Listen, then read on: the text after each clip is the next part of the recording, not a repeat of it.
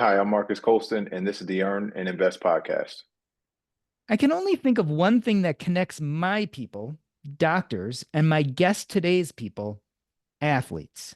The fact that everyone thinks that both groups are horrible with money. That's what I constantly heard during my clinical training. Doctors are notoriously ignorant when it comes to dollars and cents. And it was a lie. I met so many physicians who owned their own practice, owned the building that housed it, and owned the MRI machine that every doctor in the building referred to. I met physician real estate mavens, physician inventors, and many, many physician founders. I call bullshit. I wonder if my guest today will do the same. We have heard of athletes who make gigantic salaries and yet squander it all away. We have heard of enormous wealth and enormous waste, from penthouses to the guest house to the gutter, all within a few years of retiring. While it sounds like the whole story, maybe, just maybe, there's a little more to it. Marques Colston's business career is shaped by the perspectives and experiences gained from his journey to becoming an NFL standout. From small school recruit through a decade-long NFL career, he has learned success is earned every day, and sustaining it at the highest level requires humility, curiosity, and confidence. This philosophy is the foundation of his post-football career as an entrepreneur, educator, financial advisor, executive coach, and strategic consultant for dozens of companies from startups to Fortune 100. He is currently a founding partner of Champion Venture Capital. Marques Colston, welcome to Earn and Invest. I've been dying to ask you, is there anything in your journey as an entrepreneur that holds a candle to what it feels like to be a Super Bowl champion? Man, that's a great way to start this conversation off. No, it's a tough one to match, but I will say this: like when you're able to build something from an idea in your head and actually turn it into something that people want to buy or people want to consume, like there is an adrenaline rush behind that, and that's kind of what keeps you going as an entrepreneur. Not quite Super Bowl level, but it's close. I want to talk a little bit about your childhood. Growing up, you had a model for what a football player looked like. Your dad played for the CFL. Tell me about your model for what a business person looked like. Did you know any business people when you were a kid? So interestingly enough, my father was he was older when he had us. So I never got to see any of his athletic career. I just heard the war stories. So my vision of an entrepreneur and a business person was him, right? He ran a construction business at the time and just had his hands in a lot of different pots. And just kind of watching him and seeing how he moved, and he would always, some of the properties he owned, we had to go clean up the trash that neighbors might have left in the yard. So we were kind of in and around entrepreneurship, and we're just pissed off that we felt like we were doing chores and getting punished. But in hindsight, we were kind of in and around entrepreneurship and just saw what went into creating something that was really started as a vision and kind of became a reality. When I was 7 years old, my father died suddenly, was unexpected, and he was a doctor. And that almost made it concrete that I would Mhm. become a doctor. Did the same thing happen with you when he died when you were 14? Was it like, I'm going to be a business person like him, or I'm going to be a football player like him, or is it unrelated? So that was kind of our football was our collective dream, right? That was the thing that he was always my coach. Coming up through youth sports and Pop Warner football, coached me in basketball and track, but football was always the thing that we always talked about and dreamed about. So, when he passed away, literally 2 weeks into my freshman year in high school, it was a crossroad in that dream right off the bat, just because it was something that we shared such a deep connection around. When he left us, football just didn't feel the same for a while. Hmm. And there was a point in time where I had to really kind of buckle down and make myself stick into it. Just because some of those memories and some of those old conversations would just pop up at random times, and it was painful, right? You're a 14-year-old kid. You're trying to find your way through high school. At the same time, you're trying to figure out. At the time, I didn't look like this. I was like 5'9", 140 pounds. So I'm trying to figure out, where do I actually fit on a football roster? And the person that helped me kind of co-create this dream, and really my biggest cheerleader and biggest push and kick in the butt at the same time, was no longer with me. So, that first year was tough, just trying to figure out if I wanted to stick with the game or not. The game was kind of cathartic in helping me, just take my mind off of what was going on in my life at the time. And, obviously you get around teammates, you get around people that just want to hold you up and want to support you. I think a lot of sports and football in particular is what got me through that time period. You are not a typical NFL star. I mean, you went to Hofstra, which was not in a well-known football school, at least from my understanding. You went late in the draft picks for the NFL. And interestingly enough, you majored in engineering, or at least that's what you started off in at Hofstra. Was any of that related to maybe some of that disconnect? I mean, after the death of your father, that feeling of disconnection to football, I know it helped you get through, but was there this part of your brain that says, I have to start planning for something else? And that's where you ended up at Hofstra and in engineering? I ended up at Hofstra because nobody else wanted me. At least not till the But end. That isn't 100% yeah, true, right? You did get a last minute offer. I did. I got one offer coming in really late. I had already committed to Hofstra, and I think the thing that sold me, outside of the fact that I couldn't really afford to go away to school on my own without a scholarship, the thing that sold me on Hofstra was that they had a vision for me. Mm-hmm. I had a coach, a receiver coach, and an offensive coordinator that recruited me, and they kind of laid out what it would look like. We have two All-Americans here in your position. As a freshman, you probably won't play, but you'll get a chance to sit behind those two guys and learn. And then come your sophomore year, you'll have a chance to compete. And just for somebody at 18 that's making a decision that you don't realize the ripple effect of that decision, for somebody to just kind of lay it out in a way that you can see it, comprehend it, and kind of wrap your arms around, that was huge for me at that point. And when that school came in later, it just wasn't the same vision. It was just you just kind of felt like another number at a big school. And I also knew who I was at that time. I knew I was nowhere close to my final form as a football player. So I knew I had some developing to do, and that just felt like a great opportunity to and a platform to be able to do it and learn from two guys in front of me that were really good players. On the engineering front, I've always kind of been a tinkerer. Even growing up, I was that kid, taking apart the remote control cars and trying to mix and match and put them back together.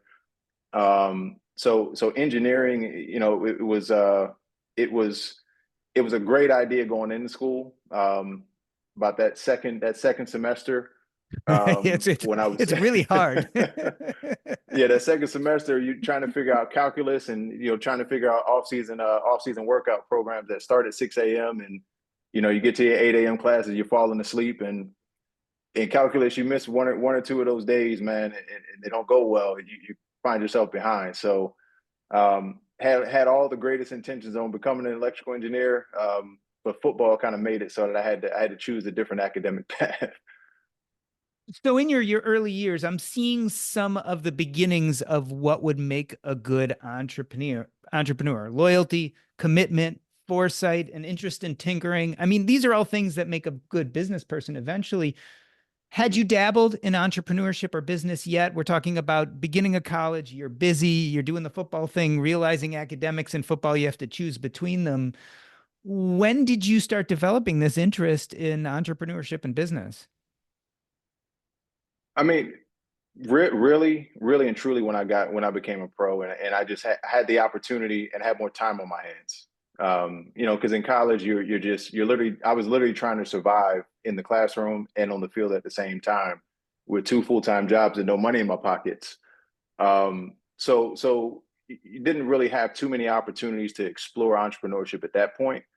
But the thing that I do realize in hindsight is that, and I think the really, really interesting connection piece for a lot of athletes is you're kind of your own startup, Hmm. right? You are this product, you are this service, and your seed capital becomes scholarship money, and then it ultimately becomes contract money, right? Yeah. So in hindsight, I didn't have the pure entrepreneurial business experience, but the pathway of taking something from ideation, putting in the work, that patience and that persistence to continue to build even through the dark times. That really just that's your life as an athlete. You're kind of building to this endpoint that you don't know, you don't really have control on whether or not you get there. But the thing that you do know is if you don't put in the work, you got no shot. So I think just making that connection, it made the leap into entrepreneurship not feel like one that was really foreign. It was more a change of context than anything else. I love this idea that you brought up that you're your own startup. And I've been thinking a lot about the NIL, right? So you've got now college athletes who are starting to run their lives like a business. That wasn't an Mhm. option when you were going through this, but the entrepreneurship is probably starting a lot earlier in athletes nowadays. 110%. And it's brand building, and a lot of the conversation is around, building your brand on social media. And all those things are important, but I think the way I see the way that I look in I view NIL is really it's a great, it's a great internship opportunity for yourself, right? It gives you a chance. Yes, you're building a brand. You're trying to figure out, even as you're looking at partnerships, you're trying to sort through what are the partnerships that aren't just dollars, but what are like meaningful things that could potentially go beyond the short term cash flow. So, I think it's a great opportunity. It's almost a great, um, almost a laboratory for these college athletes to figure out what are the things that they're good at, what are the things they like, what are the things they don't like, probably more important than anything, and how can they put themselves in position to be, desirable, to some of these brands. So tell me about the moment Marques Colston went from being a football player to being a football player and an entrepreneur. What did that look like, and where were you in life when that happened? So I'll say, my entrepreneurial journey officially started about my third year in the NFL. I had made a couple angel investments, and at that time, it was trendy to do. I can't lie to you. A lot of other guys were investing in startup companies, and I started to invest that way. But the first active investment I made was an indoor football team in my hometown back in Central PA. And I bought into that team. The first year, I kind of viewed it as a way to give back to my community, create some jobs, create some entertainment opportunities. So it was really, in my mind, I was investing in like a nonprofit platform at scale, right?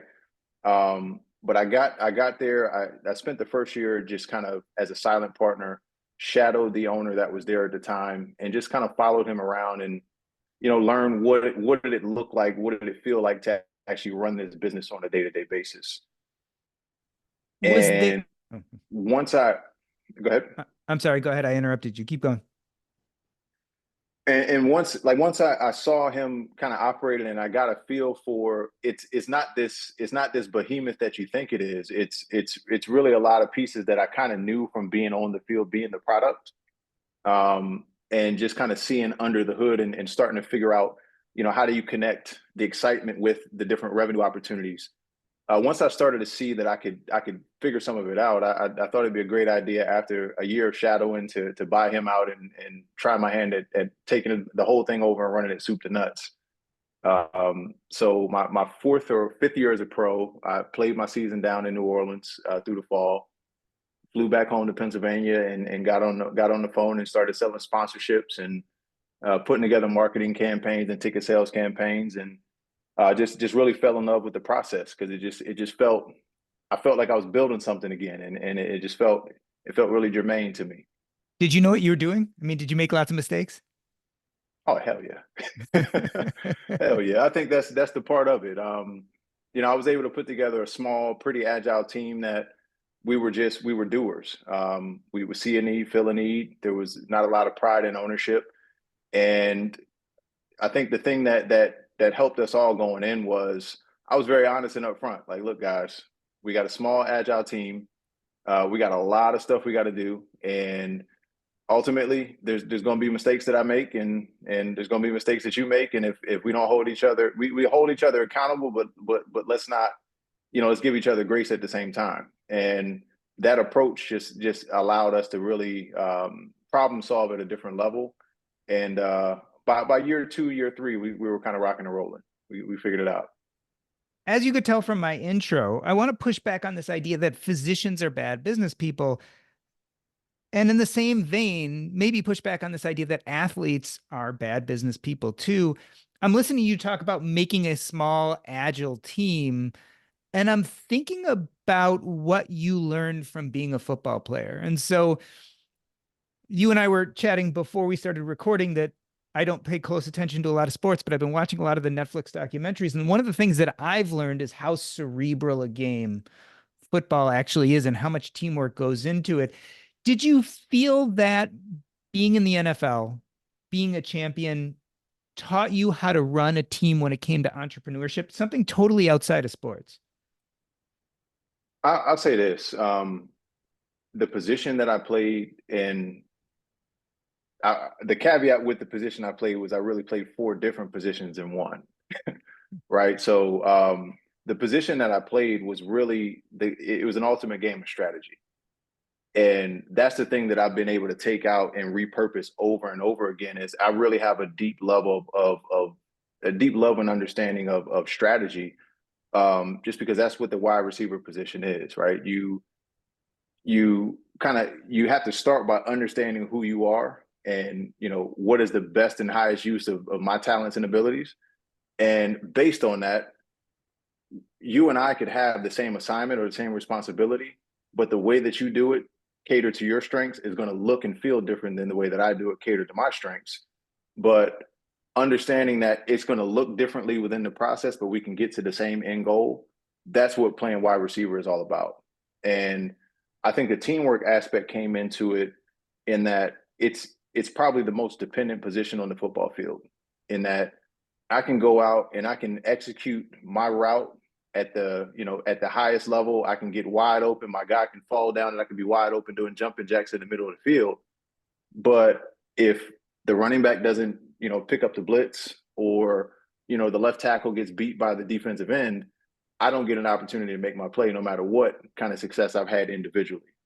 So I think the combination of those two things just gave me a good framework to work within, knowing that it's not ever going to be apples to apples, but if I kind of understand what we're trying to get accomplished and I know the pieces that we have and the assets that we have to do it, and I know that everyone's got to kind of work in concert to make it happen, that understanding has translated 110% into business leadership and entrepreneurship. So you had your first forays into entrepreneurship, you found some success, you got experience building teams. Tell me about your current venture, Champion Venture Capital. Why was this the next iteration of what you were doing?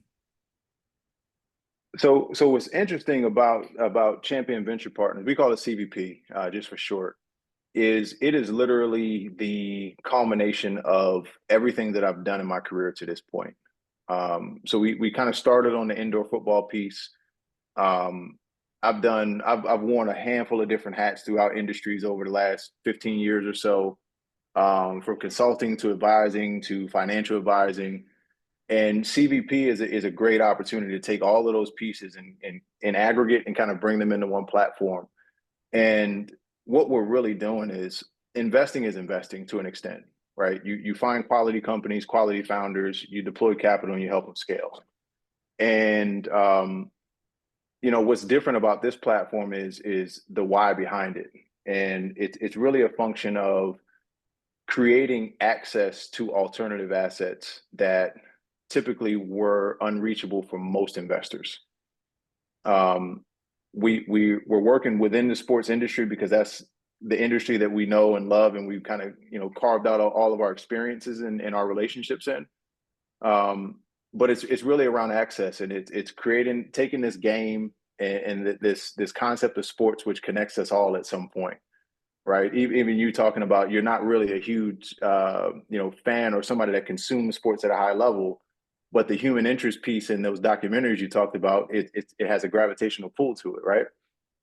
So sports being the thing that connects us, most people are investing in the sports in some way, right? Whether you're a fan buying tickets, you're investing your time on the weekends watching games. Myself right now, I got two older kids that are in sports, so I'm paying what's used to be registration fees for teams has turned into tuition for travel and club teams. So a lot of people are paying into the ecosystem, but there's really not much meaningful ownership and access to get something financially back out of it. And we're taking that platform of sports, we're making it more accessible to the everyday investor. And we are my partner hates when we say this, but we're democratizing access to sports ownership in a way that, you know, typically you would have to be a super high or ultra high net worth individual to get access to buy into the Cowboys or buy into the Washington Commanders. But we know that there's a ton of valuable businesses that make up the value chain of sports, whether it's sports medicine clinics, whether it's sports technology companies that enhance fan engagement or enhance player performance. So we're looking at all of those aggregate pieces that make up the sports landscape, and we are building a portfolio that every investor can get access to build wealth through sports. So you're talking about democratizing access. What's the entry level? Like, how little money can I invest with you and get in on this opportunity? So come January 1st, when we launch what's called an interval fund, which is a fancy way of saying it's an evergreen fund that it's very similar to a mutual fund. Investors can get in for as little as $100 or $200 at that point once we launch the interval fund. So when we talk about access, it's real access. It's what we've seen is the retail investor, as the finance world likes to call us. The retail investor and the athlete are, they share some similar qualities in that, you want access beyond just the S&P 500. You want access beyond just the public stock market because, if you spend much time there, you've kind of seen how easily it can be manipulated. So we're trying to open up alternative assets because that's where all of the quote unquote smart money is going into alternatives. And it's just, like I said before, it's just not accessible. So creating access for people that might have some liquid capital to invest. They might be able to get into the fund, and they might need to liquidate a piece here or there. We've kind of created that optionality for folks to get in the game but not be stuck in the game like you are in a lot of traditional private investments. We are talking to Marques Colston, whose business career is shaped by the perspectives and experiences gained from his journey to becoming an NFL standout. From small school recruit through a decade-long NFL career, he has learned success is earned every day, and sustaining it at the highest level requires humility, curiosity, and confidence. And we are talking about what an NFL champion can teach us about entrepreneurship. We're going to take a short break. I'm Doc G, and this is the Earn and Invest podcast. All right, I'm going to read us back in a moment. Any problems, questions? You good? No, I think we're flowing smooth. I'm going to get a sip of this water. Yeah, go for it. All right. Let's get back on 3, 2, 1. We are back with Marques Colston. He is an entrepreneur, educator, financial advisor, executive coach, and strategic consultant for dozens of companies from startups to Fortune 100. He is currently a founding partner of Champion Venture Partners. And we are talking what an NFL champion can teach us about entrepreneurship. So let's talk about venture capital. First and foremost, how do you decide what to invest in? What are some of the key characteristics? So we start by kind of defining the stage of company that we're investing in. So we call them growth stage companies. So we're getting further down the line from startups and ideas, which I think we talked about earlier. They're just the most risky investment that you can make. So we're getting into companies that are a little bit further along, a little bit more mature. So they have they're a revenue producing company. They have more than just that one anchor customer that could go away overnight. So they've built a strong foundation of business, and we like to find companies that are right at that inflection point of we're looking for that strategic capital, and we're kind of looking for that push or that strategic guidance to go from point A to point B, and that inflection point that gets them over the hump. So we're very strategic in finding companies that are at that stage, with founders and founding teams that are looking for more than just capital, right? Because part of our model is we're value add investors. You know, I talked a little bit before about. I think I talked a little bit before about, you know, the traditional investor looks and feels a certain way, and they have this long track record of success, and we're business builders, right? So we want to get into companies that we have an opportunity to really help them accelerate their growth as much as we help them, you know, figure out the operational efficiencies that most private equity firms do. Now, most private equity firms deploy the capital, they'll strip the business down to the studs, and it's a pure efficiency play. Versus, we want to come in and we want to expand the top line. We want to, you know, go and use our relationships to get you into strategic partnerships. We want to use our network to plug you in with, you know, potentially other athletes, other endorsers, you know, other you know, teams, leagues that, you know, really drive value to the top line. And you know, for us, it allows us to be very, very intentional with finding companies that complement one another, right? So that's kind of our high level thesis. There's got to be some connectivity within the portfolio. They've got to be at a stage where they're really at that inflection point to grow and you know, go to the next level. And it's got to be a founding team that is ready and willing to kind of augment their team with our management team. Think about all the pitches you've heard in the last year. What really excites you? Like, if someone is listening here and they're like, I'm working on my pitch, I'm a founder, I'm ready to take it to that next level, what are they going to say that's really going to catch your attention? That's a great question. You know, I think the funny thing is once you say you're an investor, you're going to get any and every pitch that there is, whether it fits or not. So we've probably evaluated hundreds of companies in the 9 months that we've been around. And I would say the thing that really sticks out to us, to me personally, and us as a team, are, you know, those founders that have the self-awareness to understand, yes, we are in a great spot. We've kind of worked and we've done a lot of the right things to get to this place, but we also understand that there's so much further that we can go, and they're more collaborative than competitive. I think that's kind of been a common theme, specifically within sports, because the value chain is so connected. Those founders that understand that they're doing a good job, but still are looking for ways to innovate and still looking for ways to collaborate with others. You know, that's kind of been the theme that really gets us excited, because we know that's where the growth happens in sports, and obviously it fits our thesis really well. I've seen the words empower the underserved and underestimated when it comes to champion venture partners. How important is social impact? How much of that does play into your decision of what businesses to support and not support? It plays a pretty important role, in a way that you probably wouldn't think, right? So a lot of social impact investing is very, very targeted at, you know, charitable work. And what we do is social impact kind of from the other end of the spectrum, in that, you know, we are investing in companies that have the opportunity to grow and create opportunities within communities, right? And you know, as an example, we get into a professional team, and we kind of bring this whole technology portfolio along for the ride, and it allows us to, in essence, build out, you know, smart cities and build out these platforms that don't just service communities with entertainment, but they create jobs. And you know, they create these partnerships to where the local businesses are able to plug into, you know, teams and organizations at a different level, right? So yeah, I think the connectivity and the intentionality around, you know, building a portfolio that has connectivity is really core to how we think about social impact investing. You've been listening to lots and lots of pitches over the last 9 months.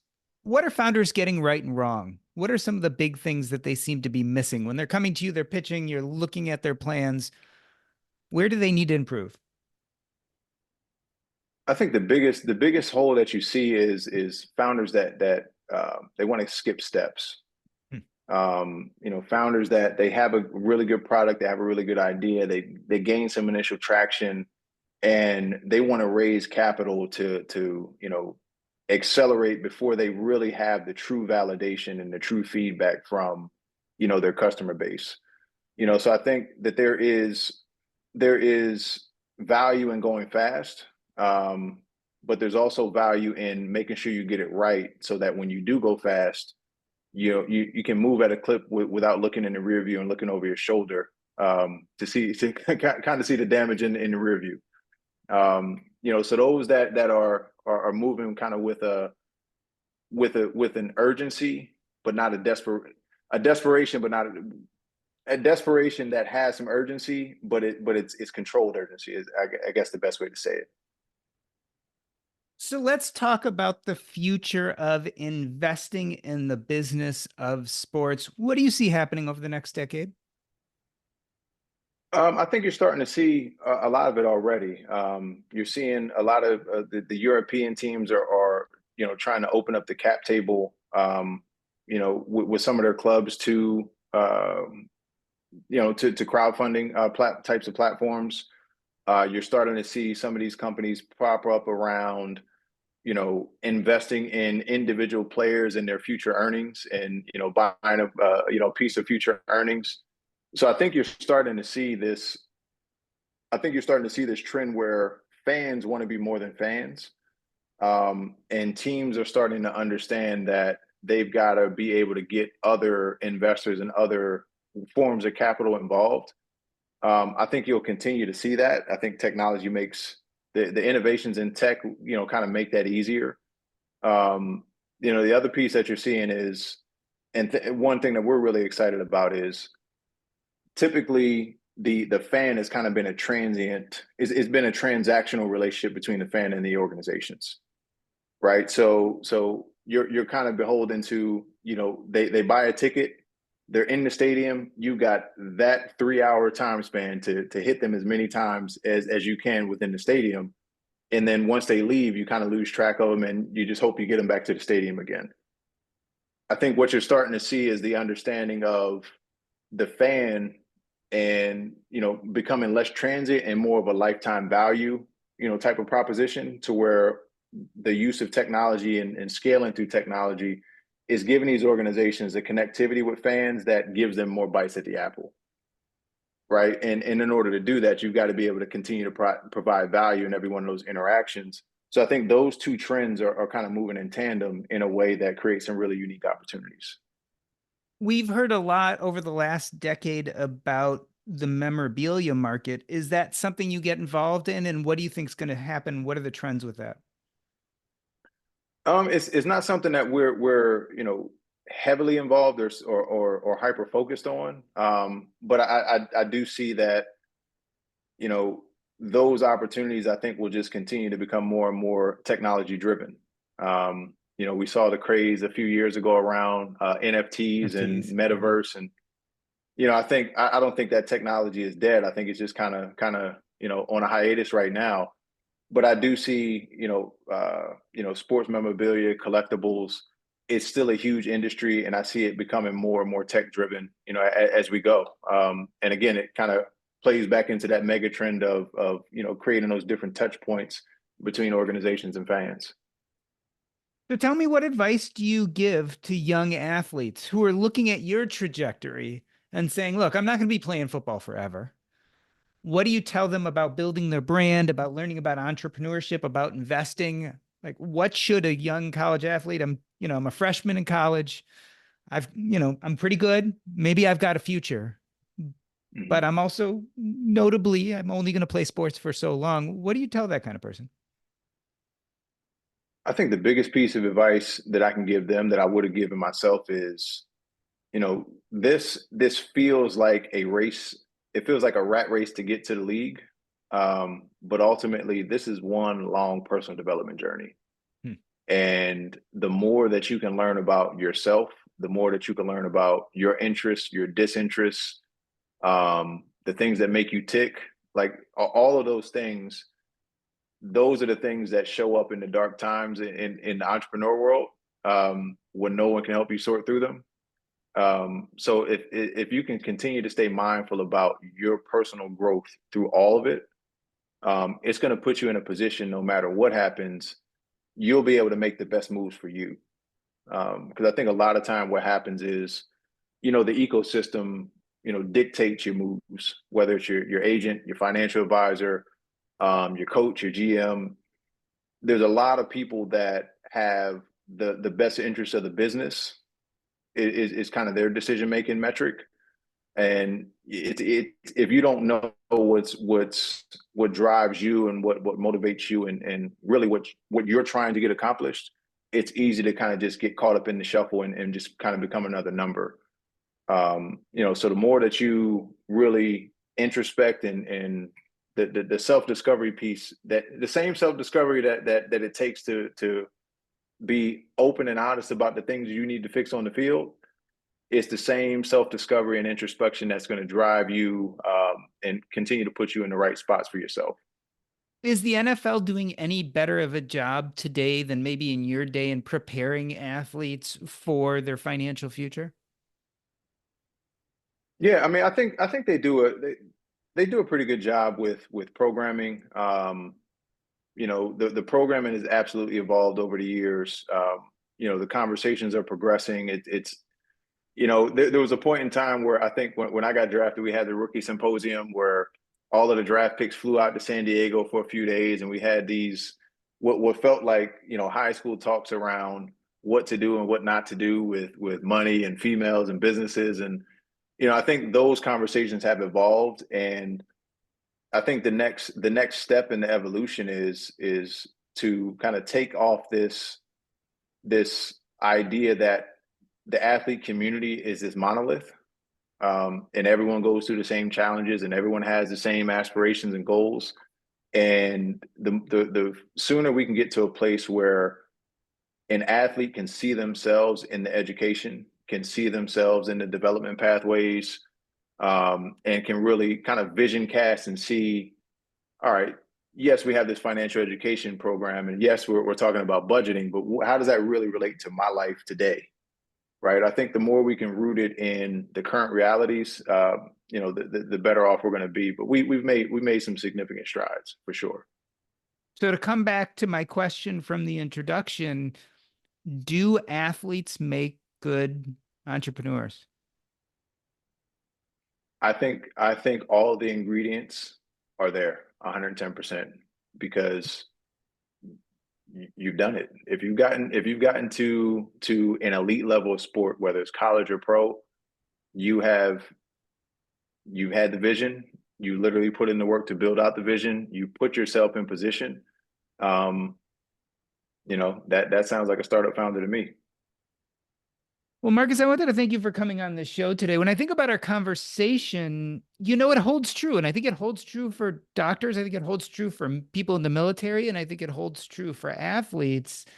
If you have the vision and the stamina and the forethought to do any of those things well, you may just have the chops to be a good entrepreneur. I want to end the show the way I end every show by asking you what is going on in your life and how people can reach out to you. If people are interested either in asking you a question specifically or about your venture capital company and funds, how can they do that? Sure. So the best way to check out CVP or Champion Venture Partners, check us out. We're pretty active on LinkedIn and Instagram. LinkedIn, just check out Champion Venture Partners. Instagram, we are CVP Invest. The website is championventurepartners.com. And if you want to get a hold of me personally, you can catch me on Instagram and LinkedIn. I kind of got an introverted, ebb and flow to my communication on there, but yeah, you can catch me on there every now and again. Super Bowl champion and entrepreneur Marques Colston, thank you so much for coming on Earn and Invest today. I appreciate you having me. That's a wrap. All right, I keep it rolling just for a few minutes to catch anything we talk about after the show. Anything I didn't mention about your business or your experience that you want to make sure people hear? No, I think I think you were really thorough, man. I appreciate it. I've gotten on a lot of these where, Yeah, it's, they hey, have no we're going idea. to get on and talk about this, but then, hey, we just all war stories. So, no, I definitely appreciate how thorough you were and the research you put into it for sure. Yeah, it's important to me because I am sure there are many people who would love to talk about all your war stories about what it was like to do what you did. And it's not that I don't Mhm. find that fascinating, but to me, the story within the story is how someone with your background and your skill set then parlayed that into doing other cool, important things. And so to me, Mhm. that's always why I probably wouldn't get lost in that, besides the fact that I'm not a major sports guy. But on top of that, um, you've people recognize already you're special because what you've achieved on the football field. I feel like this is a great opportunity to talk about why you're special for other things you've achieved off the football field. And that to me is why I wanted to make sure that if we talked about that part of your life, that we did it in service of what you're doing now. No, man, you have no idea how much I appreciate that, man. And yeah, I enjoyed the conversation. I think the way you laid it out with the kind of the doctor and the athlete juxtaposed, I love that just because it's what you realize is it's context, man. Yeah. 110% context. And people who do hard things are good at doing other hard things. And Yep. like it's the best thing I could tell young people. It's right. I don't care what you go into because I don't know what you're going to go into. I don't know what you have a proclivity towards, but do something difficult, right? Succeed or Yeah. fail doesn't matter, but like go do difficult things. And if you do that consistently, you'll find eventually the thing you love and probably be good at it. And to me, again, I think your story is perfect example of that. And I think it's what we need to be modeling for our kids. I'm sure you're very thoughtful about that when you think about your own kids, getting them into football, but probably also letting them know what it looks like to be a business person is you want them to go through that, right? To learn and grow. 110%. I mean, those are the skills that you can take those skills into corporate, but corporate can't develop those skills. Yeah. So I think just being able to develop and be free thinkers and be creators, and that's where this world is going, man. The days of the 30-year career in one place and in one building, It's I think gone. those are over. Yeah. And if we can teach our kids to kind of think and create and follow their passions, there's always going to be pockets of people that share those same passions that you can connect with. Yeah, what's even interesting to me is on even on another level, what seems to be happening today too is it's not even the skill set per se anymore. What I think really is going to set people out in the future is the either ability to tell great stories or to recognize great stories is like what I think ultimately will get this next generation ahead. And I imagine you deal with that a lot, right? Because you're constantly listening to pitches, right? So Mhm. how do people tell their story is going to tell you a lot more about whether they're going to be successful than actually what they've done so far. And it really it speaks volumes about whether someone's going to be successful or not. No, I think you're spot on, especially with the way the media is trending and this younger generation setting the trends. There ain't a ton of attention span there, so you You you better got to be tell a it great quick. storyteller. Yeah, All right, man. Thank you you for can get doing them, but this. you got to retain them. I No, it's my appreciate it. pleasure. Let me Appreciate hit the cut. opportunity.